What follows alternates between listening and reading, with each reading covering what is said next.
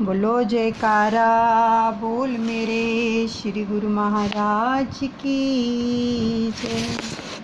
दयालु श्री परमहंस दयाले जी महाराज की जय। एकाग्रचित हो जाएं, हर श्वास श्वास में अपने दादा गुरुदेव का ध्यान करेंगे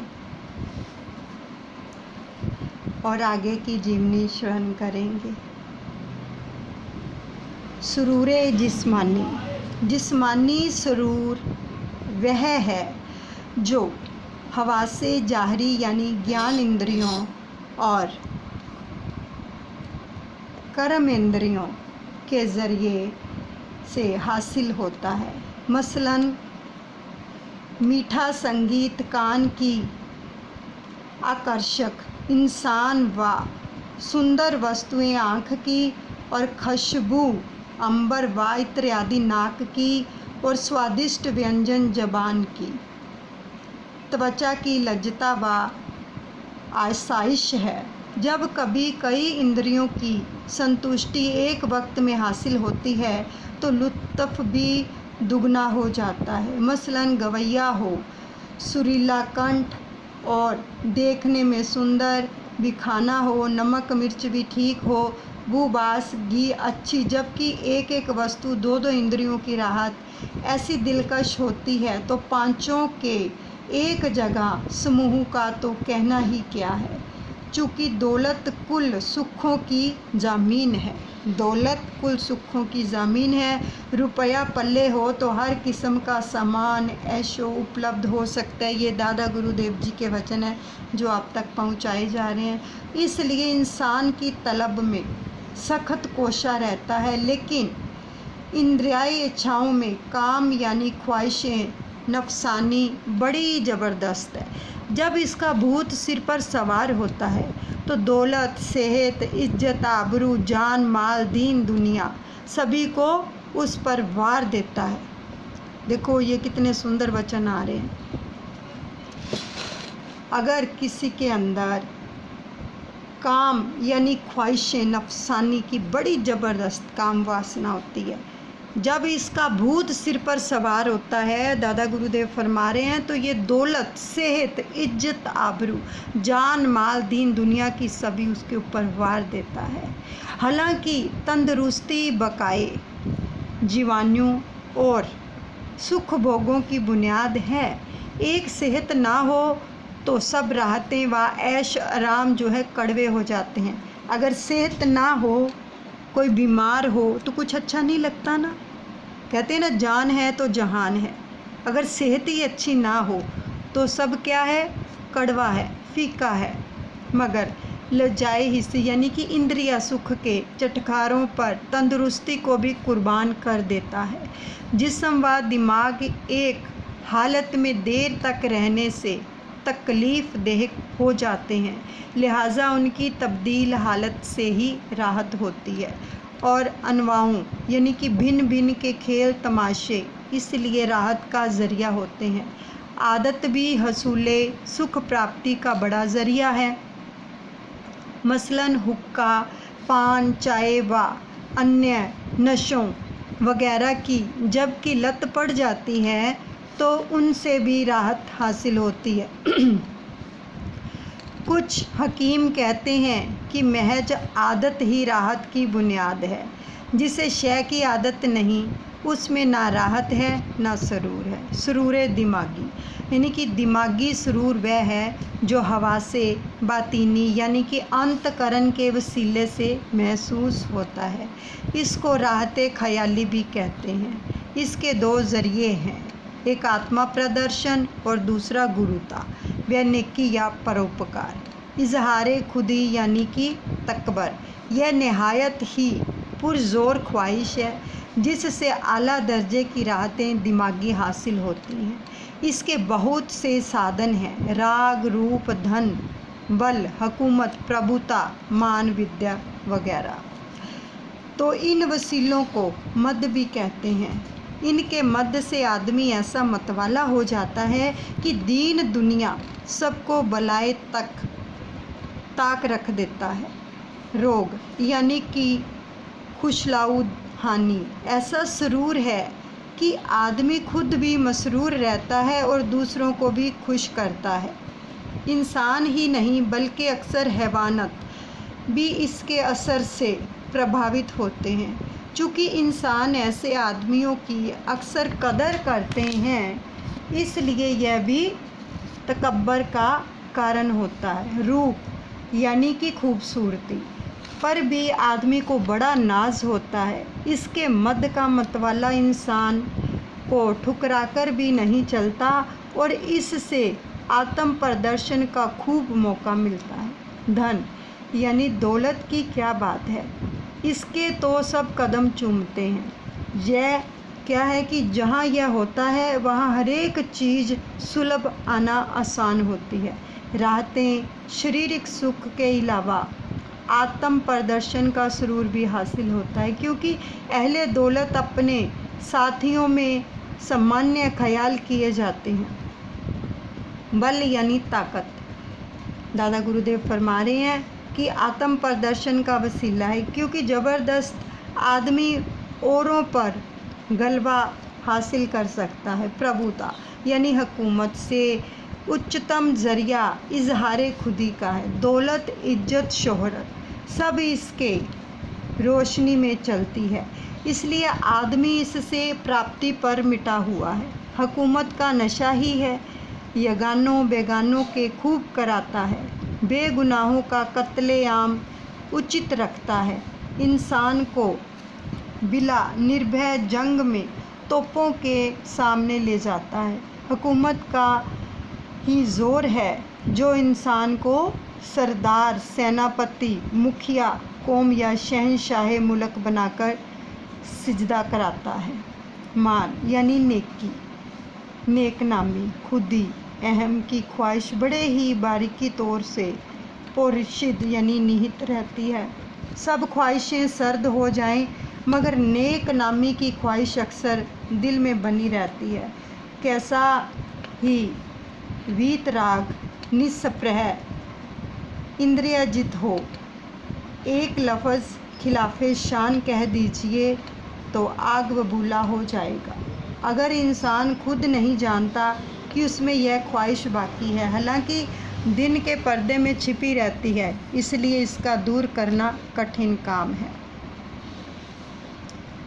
आगे है विद्या यानी इल्म, आत्म प्रदर्शन का वसीला है, मगर इसमें एक खूबी ये है कि जैसे जैसे इल्म बढ़ता जाता है वैसे वैसे खुदी घटती जाती है। ज्ञानी बड़ा काबिले कदर है।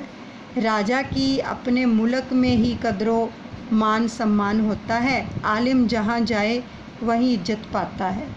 इसमें एक श्रेष्ठता ये है कि वह अन्य जिस्मानी राहतों से ज़्यादा लातीफ़ व देरपा होती है। दूसरी खूबी ये है कि इसमें औरों को शरीक करने से कुछ घाटा नहीं होता है, दूसरों में शरीक करने से। तीसरा महत्ता ये है कि इसकी अधिकता में कुछ अंदेशा खराबी का नहीं रहता, जैसा कि और जिस्मानी राहतों में होता है कि जहाँ हद से बड़े आदमी को ले डूबे। बल्कि इसके विपरीत जितनी इल्म राहत बढ़ेगी उतनी ही आदमी की तरक्की होती है और रफ्ता रफ्ता धीरे धीरे इंसान को राहे सन्मार्ग की तरफ ले जाएगी। परोपकार यानी नेकी, राहतें मानसिक सुख के द्वारा प्राप्त दूसरा वसीला है। दूसरों की परमार्थ में बिला निस्वार्थ सही व कोशिश करने से एक अजीब लतीफ़ सुरूर दिमागी हासिल होता है, मगर अफसोस का मुकाम है कि खुद गर्ज इस दैवी वरदान से बिल्कुल जो है बेहरा है। जो शख्स इसकी लज्जत से कुछ लगाव रखने वाला हो जाता है, वे अपना तन मन धन व जान उस पर निसार कर देता है और तमाम उम्र हाकिम समय का शासक बनकर स्थायी राहत का लुत्फ़ उठाता है। नेकी, रहम, हमदर्दी, मोहब्बत, शफ़क़त सब एक चश्मे के निर्झर हैं। इंसान की नेकी बदौलत फरिश्ता बन जाती है और यह दुनिया उसको वहशत का मज़ा देती है। सुरूर रूहानी, जब इंसान को नेकी की बदौलत आत्मिक शुद्धि हासिल होती है और दिल एकाग्र होकर तल्लीनता में पहुंचता है तो उसमें एक अजीब लुफ़त सुरूर आत्मिक आनंद पैदा होता है। कितने सुंदर वचन है कि जब इंसान को नेकी की बदौलत सफाई यानी कि आत्मिक शुद्धि हासिल होती है, जब वो नेक काम करता है निष्काम भाव से तो उसकी आत्मा की शुद्धि हो जाती है। तो इसमें इतनी तल्लीनता में वो पहुंच जाता है कि उसको लुत्फ़ सुरूर यानी कि आत्मिक आनंद पैदा होता है, जिसको सुरूर रूहानी कहते हैं। मगर इस सुरूर को सिर्फ अहले हाल ही मालूम कर सकते हैं। वे ऋषि मुनि ओलिया के नाम से संबोधित किए जाते हैं। उनका बयान है कि सुरूर जिस्मानी व सुरूर दिमागी इसके तुच्छ जो हैं अनुयायी हैं। बहुत ही सुंदर वचन आए हैं। देखो, एक एक वचन हृदय में धारण करने वाला है प्रेमियों, दादा गुरुदेव जी के आशीर्वाद से। आज दादा गुरुदेव जी के आशीर्वाद से सत्संग में ये बताया जाएगा कि संतों के सानिध्य से जीवन बदल जाता है। संतों के सानिध्य से जीवन ही बदल जाता है। लेकिन वो संत कैसे होने चाहिए? किनके सानिध्य से जीवन बदलता है? जो उस परम पिता परमात्मा से एकीकार हुए होते हैं, हर वक्त जुड़े रहते हैं। और जब हम उनके सानिध्य में पहुंचते हैं तो केवल उनका ऑरा इतना स्ट्रॉन्ग होता है कि केवल उनके सानिध्य में बैठने से ही हमारा जीवन बदल जाता है। हमारे ऊपर इतनी कृपा होती है उनकी। और वो संत बहुत ही विरले होते हैं। उनकी जो वाणी होती है बहुत ही मीठी होती है। वो जब दूसरों से बात करते हैं तो उनकी वाणी से फूल झरते हैं, इतना मीठा बोलते हैं वो। क्योंकि एक जो सच में संत होता है वो हमेशा ही उसके संपर्क में जो भी कोई आएगा उसका एक ही मिशन होता है कि उसका जीवन बदल जाए। उसका और कोई भी मोटिव नहीं होता कि सामने वाले का जीवन बदल सकूं। क्यों संत बने?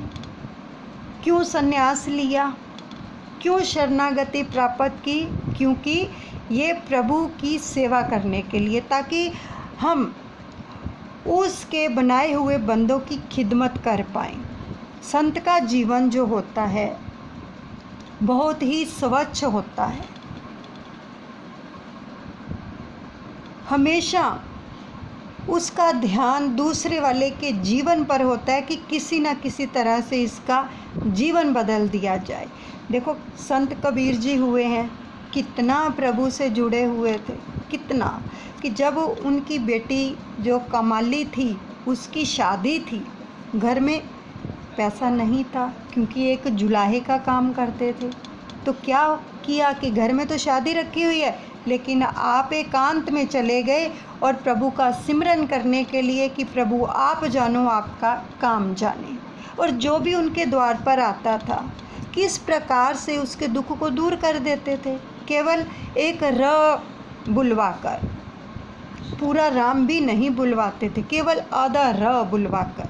यानी कि संत इतने दयालु होते हैं कि उनके सानिध्य में कोई भी आता है ना तो वो उसका दुख दूर करने की चेष्टा करते हैं, प्रयत्न करते हैं, प्रयास करते हैं, चाहे वो कैसा भी है। बात ये मायने नहीं रखती है संतों के लिए कि हमारे संपर्क में, हमारे सानिध्य में कैसा जीव आ रहा है, भले लाख पाप किए हों उसने। उनकी दृष्टि हमेशा ही उनको तारने के लिए होती है कि किसी न किसी प्रकार से इसका उद्धार हो जाए। ये इंसान होता है कि जो अपने संपर्क में आने वाले व्यक्ति की हमेशा ही बुराइयां ढूंढता है, उसकी कमजोरियां ढूंढता है कि इसने मेरे साथ ये किया, उसने मेरे साथ ये किया। लेकिन जो संत होते हैं वो बहुत दयालु होते हैं, वो सामने वाले के जीवन पर ही नज़र रखते हैं, उसकी बुराइयों पर, उसके अवगुणों के ऊपर कदाचित भी ध्यान नहीं देते हैं। संत क्या होते हैं? पारसमणि। देखो, जब एक पारस होता है तो उसके पास एक राजा अपनी तलवार लेकर जाए या एक डाकू अपना चाकू लेकर जाए, तो वो दोनों को ही क्या बना देगा? अपने जैसा बना देगा। पारस सोना बना देगा, है ना। तो क्या है, वो ये तो नहीं देखेगा कि ये जो है डाकू का चाकू है या राजा की तलवार है। उसके सानिध्य में जो भी आएगा उसने अपना रंग उसको चढ़ा देना है। ऐसे ही जो संत होते हैं, उनके सानिध्य में कोई भी आए, असली संत होते हैं जो, वो कभी भी आपकी बुराइयों की तरफ ध्यान नहीं देंगे, आपको कोई व्यंग नहीं कसेंगे, किसी भी प्रकार से अपनी वाणी से आपके ऊपर अपशब्दों की बौछार नहीं करेंगे। केवल और केवल उनका जो शरीर है, यहाँ तक कि उससे भी आपको पॉजिटिव वाइब्रेशन मिलेंगी, पॉजिटिव वाइब्रेशन। तो उससे क्या होता है? जीवन बदल जाता है। कितना जीवन बदलता है ये हम खुद अंदाज़ा लगा लेते हैं जब हम सच में अपने सतगुरु के सानिध्य में जाते हैं। सभी लोग, कोई कहाँ जाता है, कोई कहाँ जाता है, चाहे कोई वृंदावन जा रहा है, कोई श्री अनंतपुर धाम जा रहा है, कोई टेरी धाम जा रहा है, कोई कहीं केदारनाथ जा रहा है, कहीं भी जहाँ पर भी किसी का विश्वास है अपने प्रभु के ऊपर, जब वो जाकर अपने सतगुरु के, अपने भगवान के सानिध्य में बैठता है सच्चे मन से, तो सच बताना वहाँ से कितनी पॉजिटिव वाइब्रेशन आती हैं। और उनके सानिध्य में बैठकर हमारा जो मन है, मलिन मन है, वो स्वच्छ हो जाता है। उसमें किसी भी प्रकार का कोई विकार नहीं रह जाता। क्यों? क्योंकि वो खुद विकारों से रहित है। जब सामने वाला खुद विकारों से रहित होगा, वही आपको सब कुछ दे पाएगा। जो खुद परमपिता परमात्मा है, उससे जुड़ा हुआ है। तो संतों का सानिध्य पाने से, अगर एक पल भी मिल जाए उनका सानिध्य, एक पल के लिए, अच्छे संतों का जो खुद एकीकार हुए होते हैं मालिक से, अगर उनका सानिध्य एक पल के भी लिए भी मिल जाए ना, तो जीवन बदल जाता है। एक डाकू था और उसने इतने बुरे काम किए हुए थे कि लोग कह रहे थे पता नहीं ये कब सुधरेगा। तो संतों का सानिध्य मिला उसको, कैसे उसका जीवन बदला कि एक बहुत पहुँचे हुए महात्मा थे, साधु थे, जो हर वक्त प्रभु की भक्ति में लीन रहते थे, हर वक्त। और वो किसी नदी पर स्नान करने के लिए गए। जब स्नान करके वापस लौटे तो वो जो डाकू था ना, वो भी उस नदी में स्नान करने के लिए गया। और जो संतों के, वो महात्मा के वस्त्र थे, जब वो वस्त्रों समेत वहाँ पर स्नान करके लौटे तो वस्त्र गीले थे। उनके वस्त्रों से जो पानी टपक टपक कर उस चट्टान से नीचे बहकर उसकी ओर आ रहा था, उस डाकू की ओर जो नदी में स्नान कर रहा था, उसका चित्त एकदम बदल गया कि मैं क्या कर रहा हूँ, मैं लोगों को इतना दुख दे रहा हूँ, इतना परेशान कर रहा हूँ, मुझे ऐसा नहीं करना चाहिए। देखो, वो उनसे उनकी बात नहीं हुई डाकू की, उस संत से, उस महात्मा से उसकी बात नहीं हुई। केवल उसके कपड़ों में से, उनके वस्त्रों में से जो बूंदें टपकी, उससे ही उसका जीवन बदल गया। ये होते हैं असली साधु, जो हर वक्त उस प्रभु के सिमरन में, ध्यान में, उसकी याद में लीन रहते हैं, जिनका रोम रोम उस परम पिता परमात्मा के नाम से रंगा रहता है। उनका सानिध्य अगर मिल जाए ना जीव को, तो जीव लाखों पापों से रहित होकर अपने असली मार्ग पर चल पड़ता है। तो देखो कितना, सिर्फ एक उनके वस्त्र से जो थी पानी की बूंदें निकलने से, उससे नहाकर उसका जीवन बदल गया। ये होते हैं साधु संत महात्मा। अगर मिल जाएं तो जीवन बदल देते हैं। अपने आप ही वो कुछ कहेंगे नहीं आपको, उनके सानिध्य में बैठने से ही जीवन बदल जाएगा, क्योंकि उनके शरीर से वाइब्रेशन निकलती हैं, पॉजिटिव वाइब्रेशन निकलती हैं। उनका ऑरा इतना स्ट्रॉन्ग होता है कि और कुछ याद ही नहीं रहेगा आपको। कई बार क्या होता है, हम किसी के पास भी जाते हैं तो हम उससे निंदा चुगली की चर्चा करनी शुरू कर देते हैं, लेकिन जो असली संत होते हैं उनके पास जाकर आपके ऐसे भाव कभी भी बाहर नहीं आएंगे।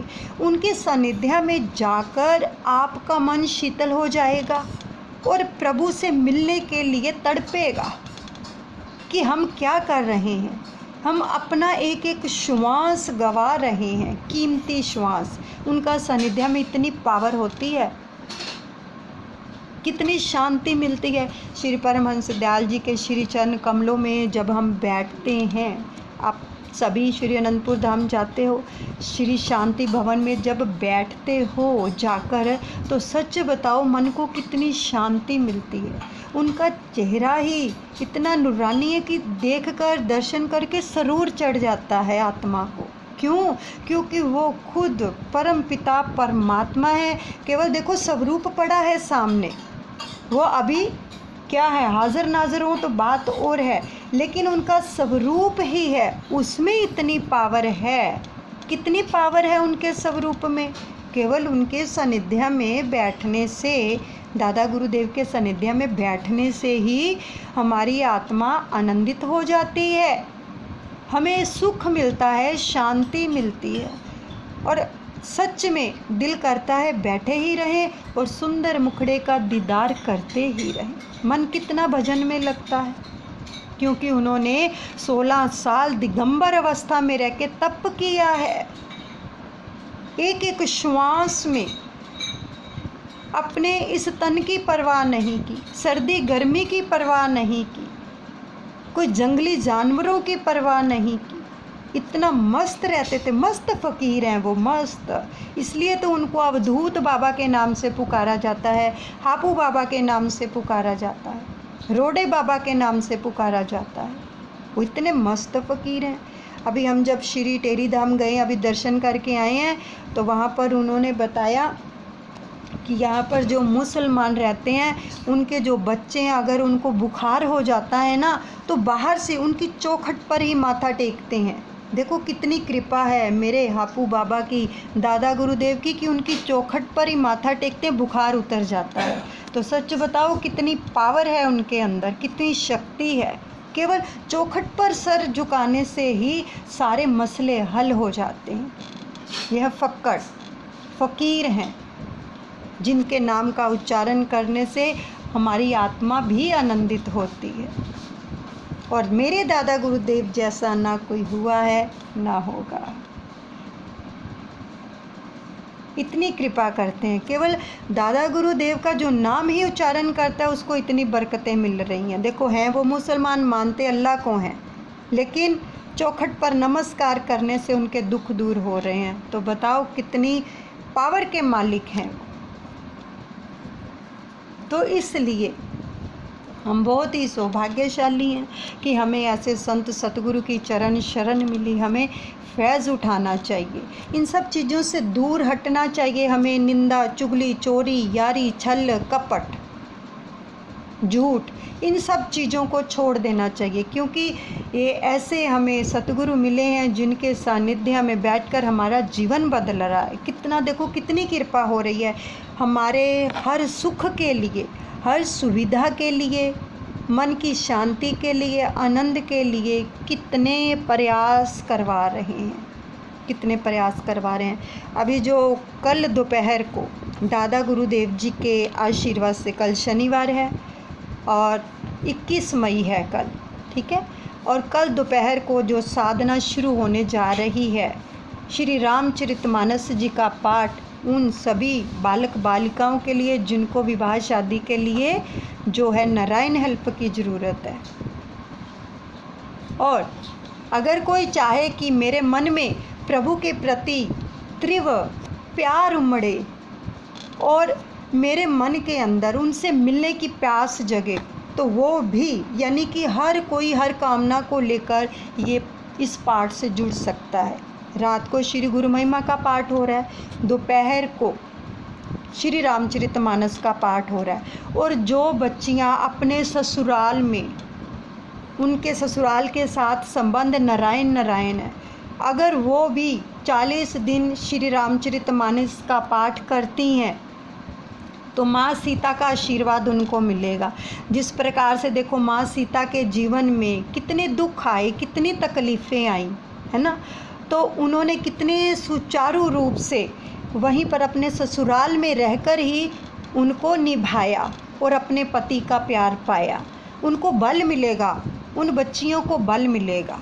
जो भी बच्चियाँ, आपसे निवेदन है कि बहुत सारे मैसेज भी आते हैं कि हमारी लड़कियां घर पर हैं, उनके ससुराल वालों के साथ नारायण नारायण हो गई है, तो कृपा करके ये आशीर्वाद प्राप्त करें। दादा गुरुदेव जी के सानिध्य में बैठकर 40 दिन उन बच्चियों के लिए भी ये श्री रामचरितमानस का पाठ करें। आप देखेंगे कि दादा गुरुदेव जी की कितनी कृपा बरस रही है प्रभु राम की, कि वो बच्चियां भी अपने घर में सुखी रहेंगी उन्हीं के आशीर्वाद से। लेकिन क्या है कि हमें ये सारा पुरुषार्थ करना पड़ता है, क्योंकि जो कर्मों का हिसाब किताब होता है वो प्रारब्ध हमें भोगनी पड़ती है। लेकिन प्रभु कहते हैं कि जो मेरे सेवक होते हैं जब मेरा जिक्र करते हैं तो उनकी फ़िक्र मैं खुद करता हूँ। तो हमें जिक्र करना चाहिए, उनके निवारण के लिए लड़ाई झगड़ा नहीं, किसी को दोषी नहीं ठहराना चाहिए, किसी पर कोई दोष नहीं आरोपण करना चाहिए, लेकिन अपने आप को ही दोषी मानकर उसका निवारण करना है प्रभु से जुड़कर, और प्रभु निवारण कर देंगे। जब हमारे दिल के अंदर सामने वाले के प्रति जो है सकारात्मक भाव आ जाते हैं तो वही चीज़ उसको बदल देती है। तो इसलिए सभी जुड़ें।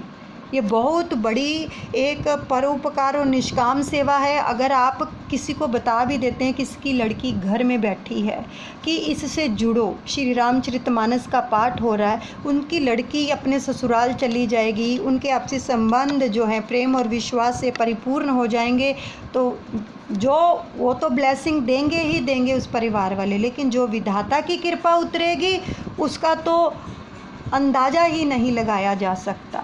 ये बिना पैसों के है परोपकार सेवा। धन नहीं खर्च करना पड़ रहा आपको, केवल उनको जोड़ना है प्रभु के नाम से, ताकि सबका जीवन खुशहाल बने। हमारा और कोई भी मोटिव नहीं है, केवल दादा गुरुदेव जी ने ये ग्रुप इसीलिए बनवाया है कि जो दुखी परेशान लोग हैं उनकी खिदमत करके, उनको प्रभु के नाम से जोड़कर उनको सुख शांति आनंद प्रदान हो, उनका जीवन सुधर जाए, बदल जाए। तो ये कितनी कृपा हो रही है।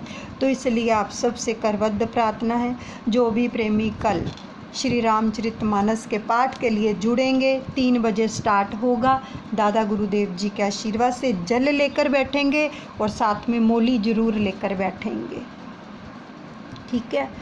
और जिस बच्चे के लिए भी, जिस बच्ची के लिए भी आप कर रहे हैं, वो संकल्प लेकर ये 40 दिन का पाठ शुरू करेंगे और वो मोली उसके हाथ पर बांध देंगे।